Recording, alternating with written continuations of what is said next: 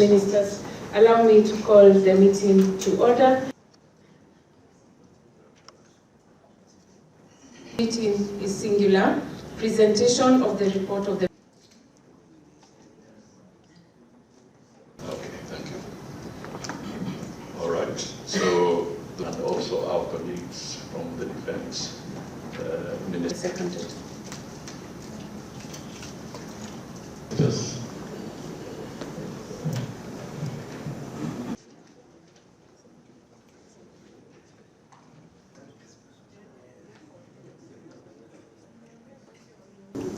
And the Minister of Foreign Affairs and International Cooperation of the Republic of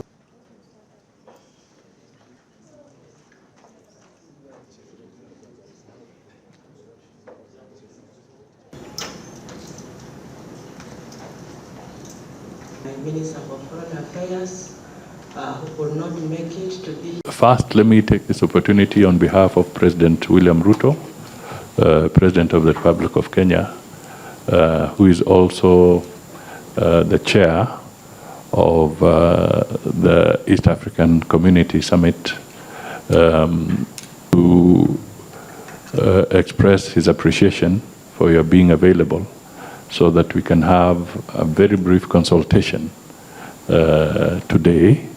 This meeting is important because, as you are aware, the joint ministerial session, which was recommended on the 8th of February in Dar es Salaam, will take place in Harare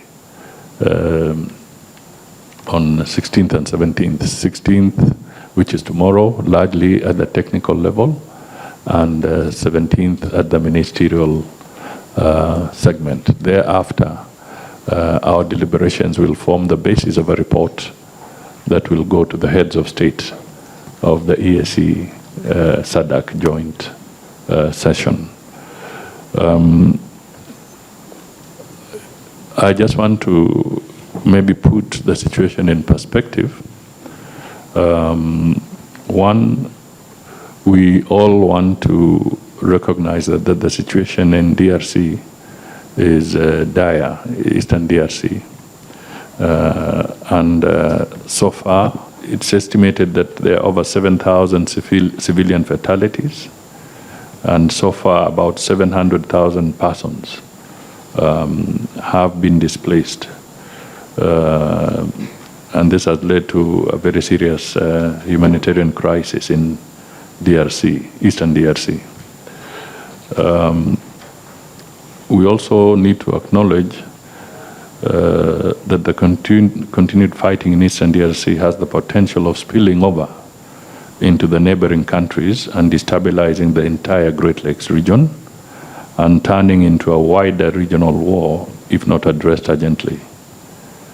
We note that the M23 occupation in southern Kivu has resulted in mass displacement of approximately 40,000 Congolese nationals fleeing to Burundi for refuge. Kenya will continue working closely with neighboring countries, regional blocs, and the international community in finding a lasting solution to the ongoing conflict in Eastern DRC for the prosperity and welfare of the Congolese nationals in the affected regions. Even as ministers, as the ministers received the report of the chiefs of defense forces, we wish to draw the attention to the important issue of finalizing the task of forming the panel of facilitators. We should not spend too much time debating names. The situation is dire. We need to overcome this as ministers, and our heads of state are actually waiting for our recommendations. We can't keep on kicking the can down the road. We need to make some recommendations and have them to move forward to the next stage. So I would just say that please apply yourselves to this particular issue, and it is important that when we get to Harare, we can conclude on this matter, and the recommendations can go to the heads of state. This is important because we also want the support of the African Union on this matter, so that they can support through the Peace Fund the initiatives that are being undertaken. Finally, I think we should also apply ourselves to the fact that the Joint Secretariat, EAC and SADC, should be supported so that they crystallize on a technical team that will drive this process jointly. We should not leave it hanging so that it's not ping pong. I think as ministers, it will be important for us to ensure that when we leave Harare, we are now very clear on the joint technical team of the secretariats, so that they move with this thing of ensuring that we are on track in the peace process. So with these remarks, I hope in a small way I've just opened up matters for thought as we discuss before and also while we receive the report of the Chiefs of Defense Forces. Once again, I want to thank you, ministers, and your delegations for being available at very short notice. We also want to state that the progress of the joint EAC SADC summit outcomes by the appointment, and this is something that we will finalize, but there were proposals, if you remember, that we broaden the panel of facilitators, because it has largely been Uhuru alone. And there were proposals that this be broadened. Certain names did come up, which we will discuss briefly in the closed session. SADC is also of the view that they would wish to add one more name to that panel. So I think I'll leave that to the closed session for a short conversation.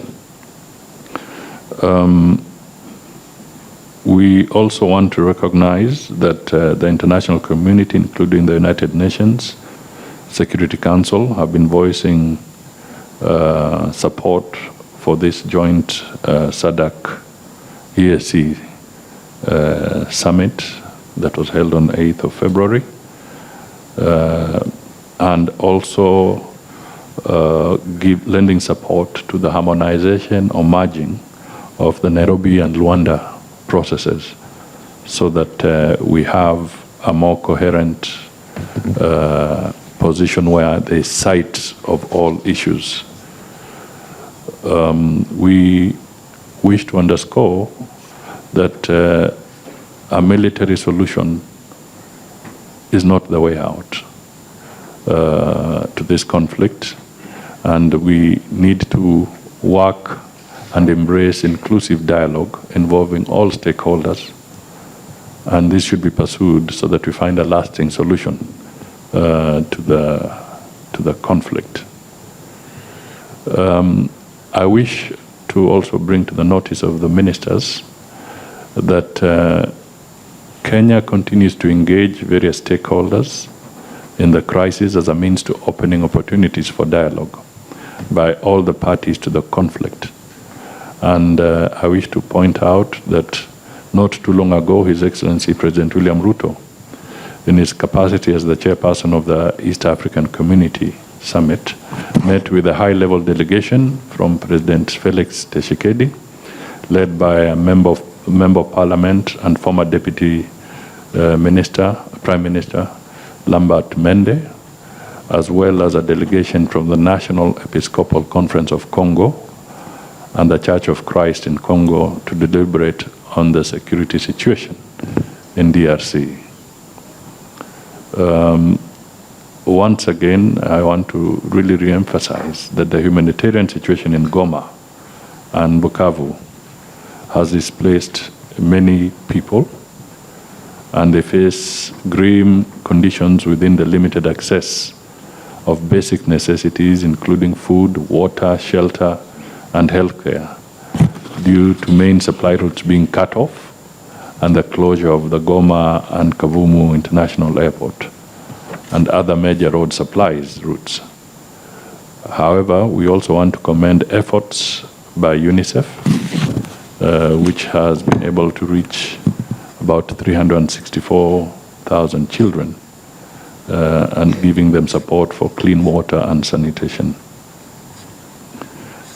Once again, the President of Kenya has emphasized that Kenya is willing to work with the regional partners and the international community to offer humanitarian support to alleviate the suffering of the displaced civilians in the affected localities, while underlying the urgency of opening humanitarian corridors to facilitate the delivery of aid to the affected regions.